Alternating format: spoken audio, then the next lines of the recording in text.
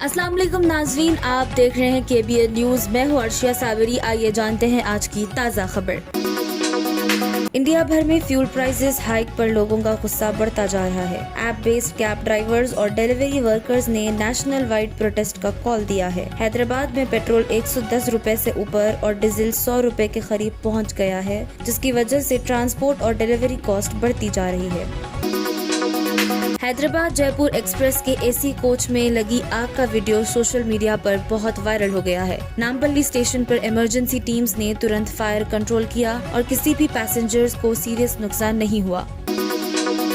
हैदराबाद में railway track trespassing cases बहुत ज्यादा बढ़ गए हैं। साउथ सेंट्रल रेलवे के मुताबिक 5 सालों में 1700% तक केसेस इंक्रीज हुए हैं और 700 से ज्यादा लोग जान गंवा बैठे। अथॉरिटीज अब फेंसिंग और अवेयरनेस कैंपेन्स चला रही है।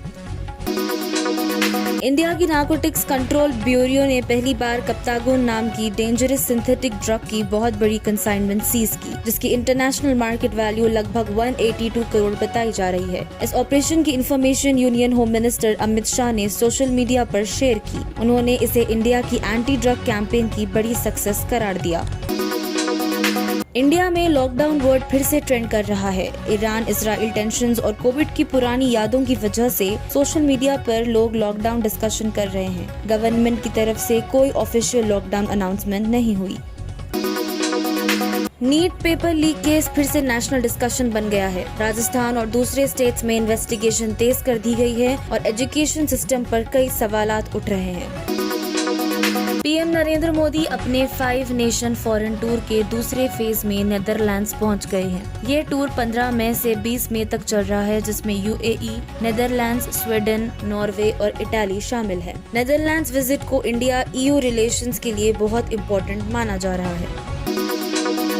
वासाई में एक सेंसेशनल मर्डर केस सामने आया, जहां पुलिस ने एक शादीशुदा औरत और उसके हस्बैंड को उसके लवर के मर्डर केस के इल्जाम में अरेस्ट किया। पुलिस रिपोर्ट्स के मुताबिक उस औरत का एक आदमी के साथ अफेयर था, लेकिन बाद में दोनों के दरमियान डिस्प्यूट्स और टेंशन बढ़ने लगी। इन्वेस्टिगेशन के हिसाब से उस औरत ने अपने हस्बैंड के साथ मिलकर उस लवर को मारने की प्लानिंग बनाई। पुलिस ने हस्बैंड और वाइफ दोनों को अरेस्ट कर लिया है और IPC के मर्डर और एविडेंस डिस्ट्रक्शन सेक्शंस के तहत केस रजिस्टर हो चुका है। इंडियन आर्मी के आर्मी चीफ ने पाकिस्तान को स्ट्रॉन्ग वार्निंग देते हुए कहा है कि अगर पाकिस्तान इंडिया के खिलाफ हॉस्टाइल एक्टिविटीज और क्रॉस बॉर्डर टेररिज्म सपोर्ट करता रहा तो इंडिया उसे रिस्पांस देने से पीछे नहीं हटेगा। पाकिस्तान और इंडिया के दरमियान पिछले कुछ अरसे से डिप्लोमेटिक और मिलिट्री टेंशंस बढ़ते रहे हैं, खासकर कश्मीर और क्रॉस बॉर्डर मिलिटेंस इश्यू को लेकर।